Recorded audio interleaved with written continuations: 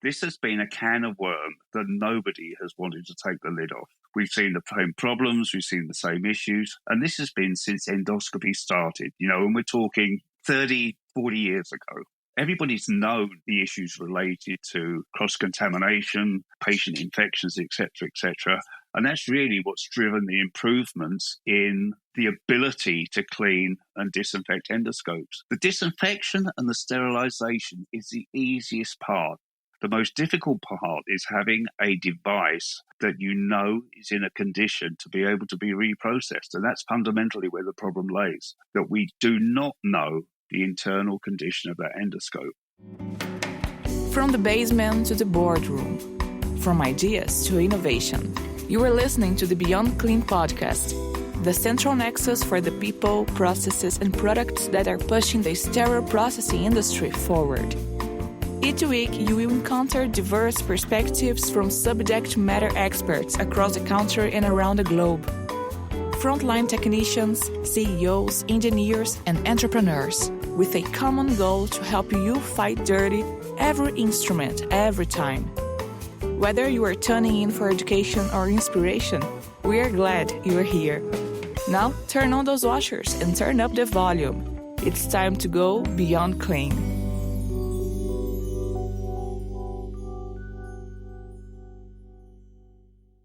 This week on Beyond Clean, we speak with Nick Bromiley, clinical training specialist with Ambu. Nick has 30 years in healthcare, 20 of that in endoscopy, reprocessing, and infection control with Medivators. He's an ex-anesthesia technician and OR technician, certified Olympus and Fujifilm repair technician, and currently with Ambu as a clinical training specialist for the GI Disposable endoscopy division. Mike, and that technology is emerging, but today we're going to be talking a lot about the differences between Europe and the US when it comes down to reprocessing in terms of standards, what types of infections that they see, and really some of the major differences and also similarities. And Nick's a great guest for that because he spent many years abroad. Actually, that's where he's from. And now he's working in the US. We had a chance to meet him at the Minneapolis conference just a few months back. So it's nice to have him on the show today. Yeah, I think one of our most repeated quotes that we have on this show came from a guest who's from the EU, Renee Viss, who said that bacteria don't respect borders. And most of the time when we've said that, it's been specific to practices that are in sterile processing or OR-related instances. However,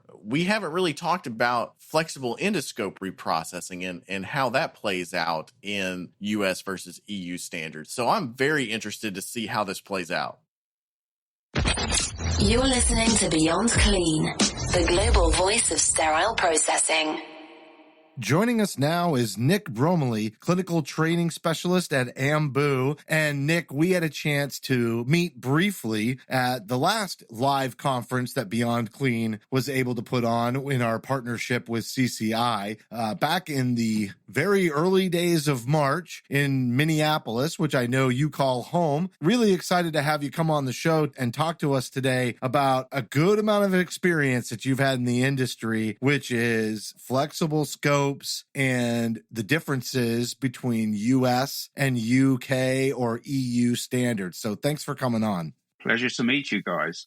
Now, let's talk about some of the major differences. We've had a few shows like this in the past where we've talked about different standards. And, I think parametric release was one of those topics that we got into in the past. But this is going to be different because we're going to be focusing mostly on the GI world. So let's maybe start with having you tell us about some of your experience and what kind of sets the table for the background and why you have the experience to tell us about the differences between UK or EU and the United States. So my background really started in the UK with an introduction to the healthcare environment as an anesthesia technician.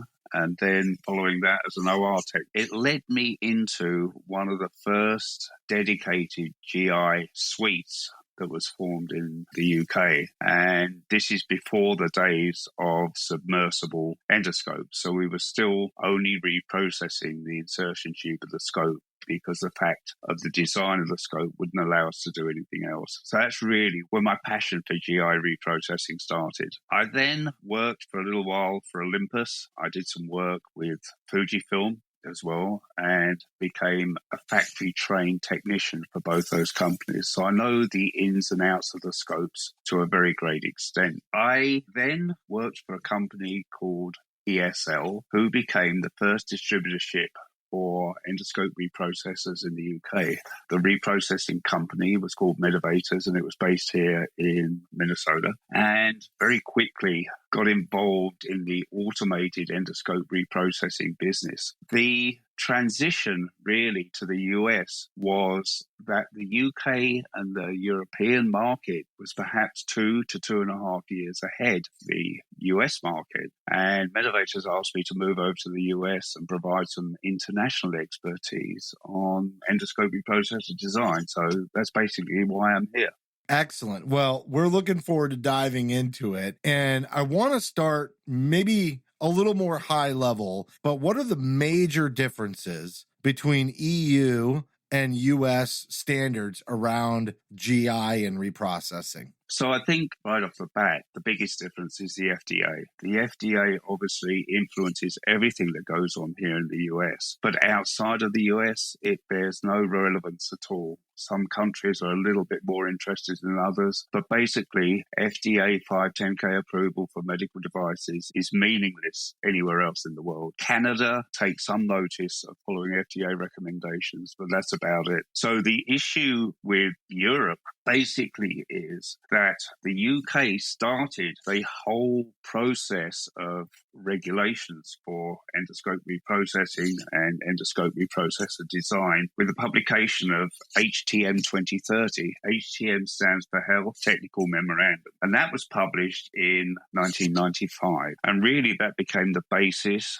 for the following standard, which is the ISO standard 15883, which now is embodied for the whole of Europe on endoscope designs. Every country in Europe has an input into these standards. So consequently, you end up with a multitude of different requirements depending on the country that you're actually in. And that's the major difference between Europe and the US, whereas you have one regulatory body, which is the FDA.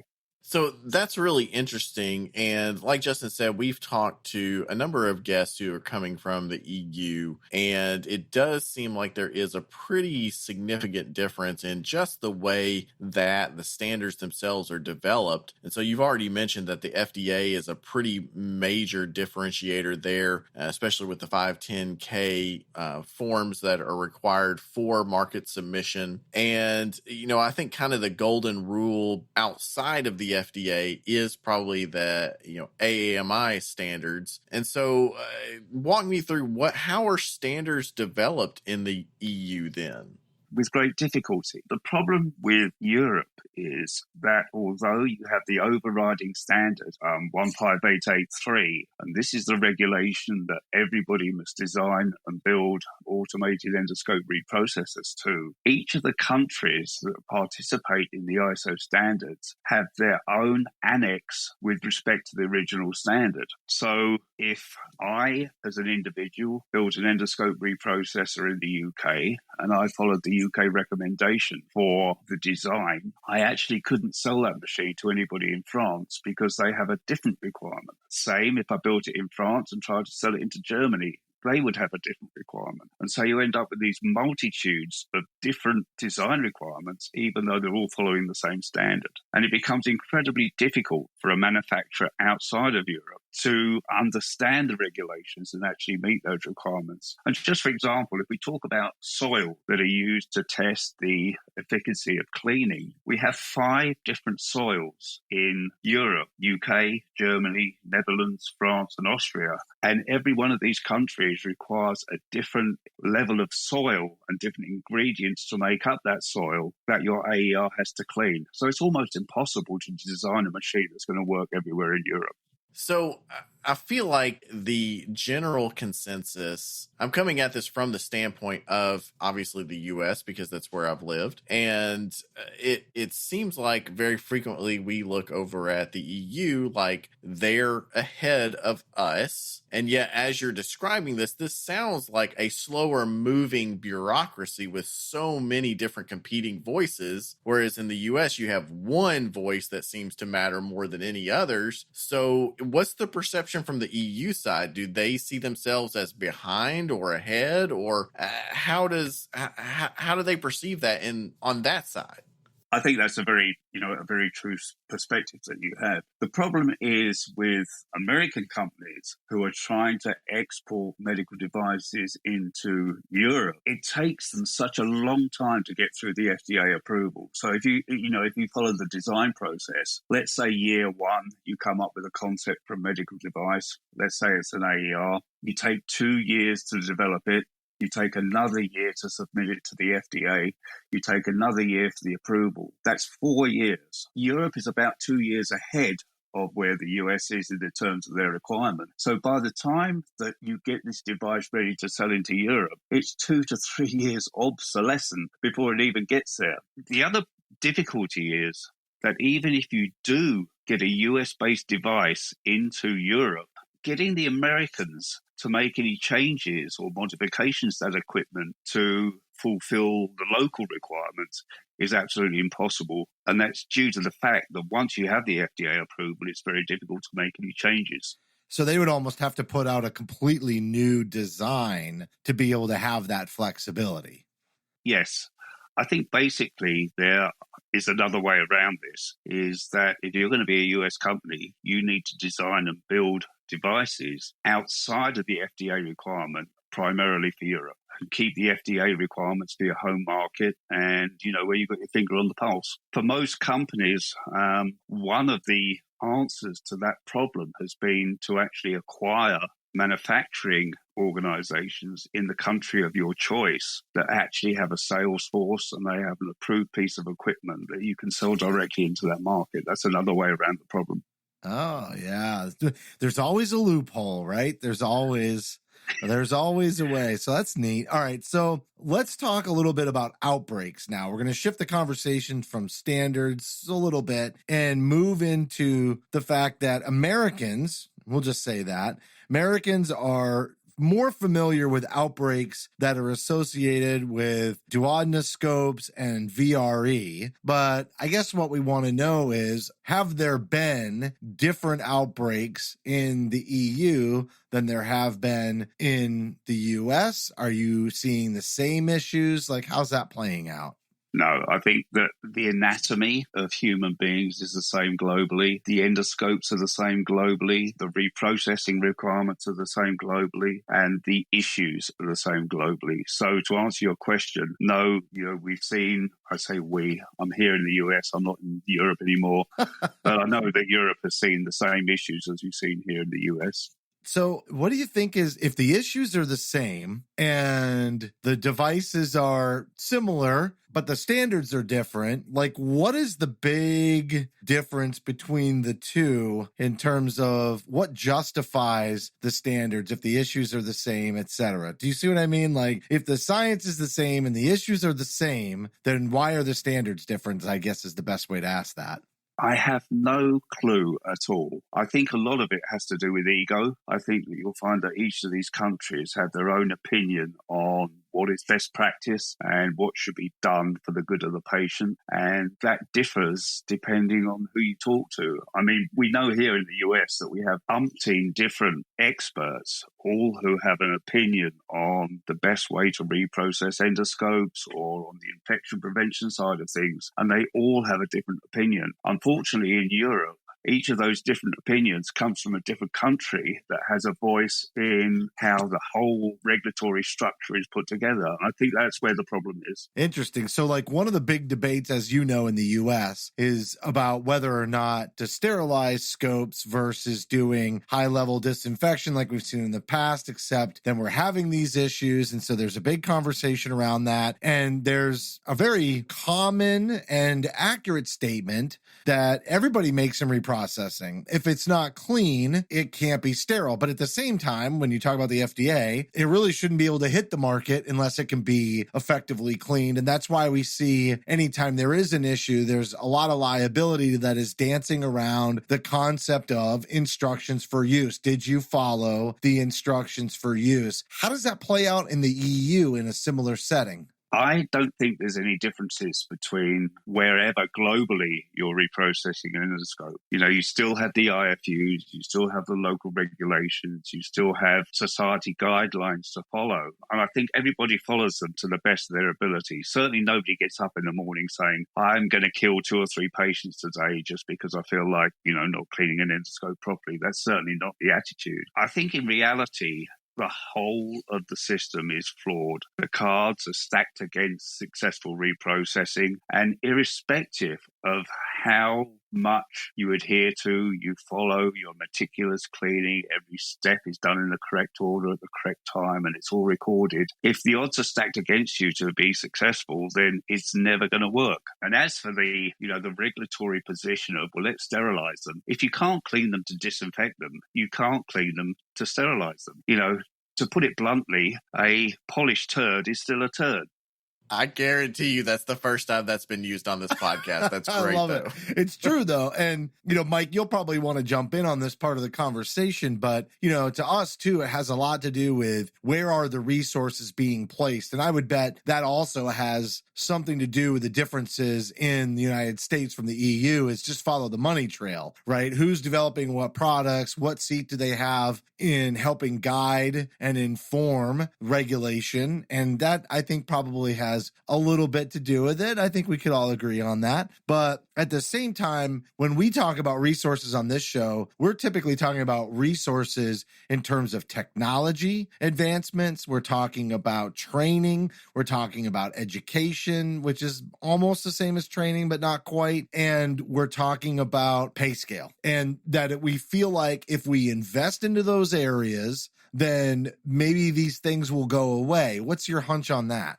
Wow, that's a big question. I think fundamentally the problem is here that if you speak to anybody who understands endoscope reprocessing, and I mean really understands it, not just on the surface, this has been a can of worms that nobody has wanted to take the lid off. We've seen the same problems, we've seen the same issues, and this has been since endoscopy started, and we're talking 30, 40 years ago. Everybody's known the issues related to cross-contamination, patient infections, etc., etc., and that's really what's driven the improvements in the ability to clean and disinfect endoscopes. The disinfection and the sterilization is the easiest part. The most difficult part is having a device that is in a condition to be able to be reprocessed. And that's fundamentally where the problem lays, that we do not know the internal condition of that endoscope. And I've spoken to people before who have said that a brand new reusable endoscope can be damaged to the extent that it can't be cleaned or disinfected after one procedure. So if we take that as the basis for the successful reprocessing of reusable scopes, that means that after every single first procedure, that scope should be suspiciously looked at from the point of view that, has it been damaged? I mean, when you look at some of the accessories that are used down these devices, especially when we look at duodenoscopy or ERCP, there's some pretty torturous use of the endoscope there with the accessories. And it's easy to see that biopsy forceps, stents, guide wires, sphincterotomes, any of those types of devices can actually damage the internal channels of the scope to the extent that organisms are going to hide in there, and you can brush to your heart's content and it's not going to get it out.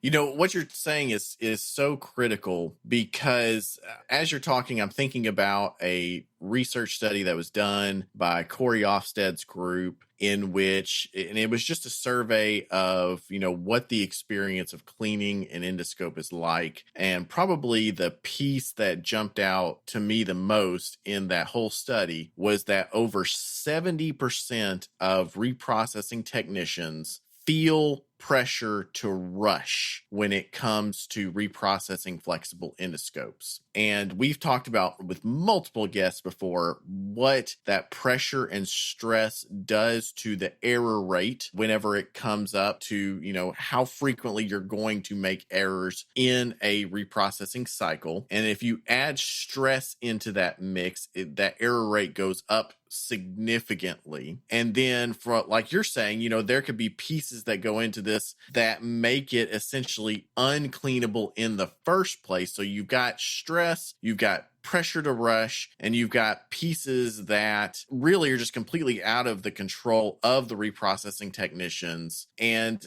I really feel like to a certain degree, we almost need to tell reprocessing technicians that these failures, they're not exactly your fault a lot of the time. I mean, would you agree with that? Absolutely. I mean, I think fundamentally the biggest problem is that right off the bat, you've got the lowest paid hourly workers who have the least amount of training. They don't know and they don't understand and they don't realize the consequences of their actions. They don't know the difference from one scope to another scope, the nuances, the different types of channels, the order in which all these steps have to be conducted in. And I think that if you went into any GI suite today and you actually laid it on the line with some of these technicians that they are liable for the condition of that scope that's used on the next patient, you would scare them beyond belief, because I don't think they understand that. Okay. Yep.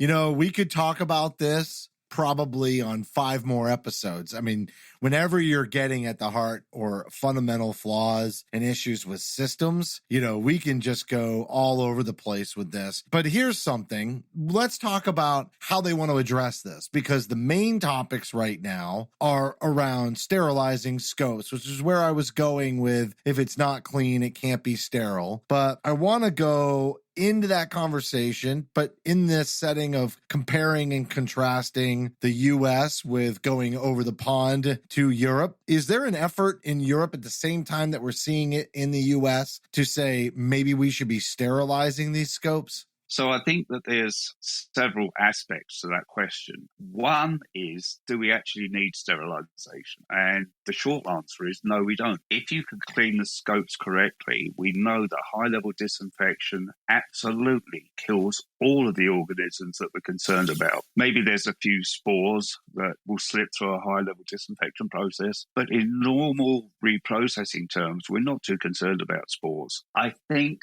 that the problem here is that everybody is assuming that the term sterilization means that there is no better standard of reprocessing. When you mention sterile, that's a defined standard. I think people will tend to forget that the steps leading up to a sterile device are exactly the same as the steps leading up to a high-level disinfected device. And I mean, if you look at the FDA and bless their cotton socks, they're stumbling for an answer to this problem. They've come out with back-to-back disinfection cycles. Well, if you haven't killed it the first time, what makes you think you're going to kill it the second time? They'd have been far better off recommending back-to-back cleaning cycles, which is where the problem actually is. And then they're talking about, using alternative technologies and sterilizing where possible. So, you take your duodenoscope, you use it, you send it off. The only real method of sterilizing today is ETO. Your scope's gone for 18 to 24 hours. I mean, that's just not practical for an ERCP list. A lot of the market is switching to disposable components for the endoscope. And one of the sayings that I always use is that your level of decontamination is only as good as the weakest link in the chain. So if you've gone through all these steps to properly clean and disinfect your endoscope, and then you're going to stick a dirty valve in it, or you're going to stick a piece of dirty tubing connected to one aspect of the scope or not, then your level of reprocessing is reduced to the standard of the device you just used on it. So if people are so bent out of shape about using disposable components, why not go for disposable scopes and fix the problem completely?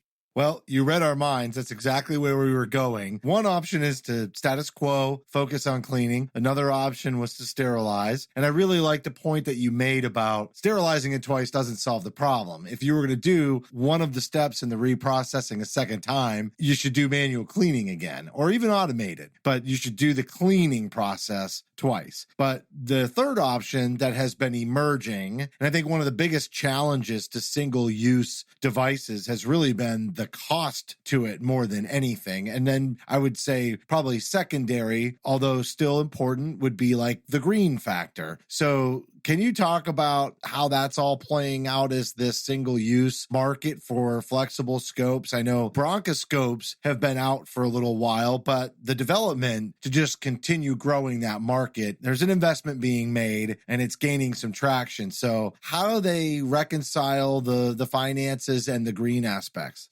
I think you're completely missing the mark here. This has been a topic of discussion with Ambu, who I'm currently working for, and their approach has been to convert physicians to single-use devices. And I think for too long, the physician has been the person that ultimately has the final decision on whether a device will be used or not. And I think the problem when you're talking about single use is that it is a disruptive technology. It's a completely different platform, and you can't compare single-use flexible endoscopes to existing models of reusable endoscopes. And I think that the crux of the matter here is that as long as the device is patient safe, it can conduct the procedure that it's designed to do, then I think you need to tend to put physicians' preferences on the back burner. Because at the end of the day, this is about infection prevention. This is not about physicians'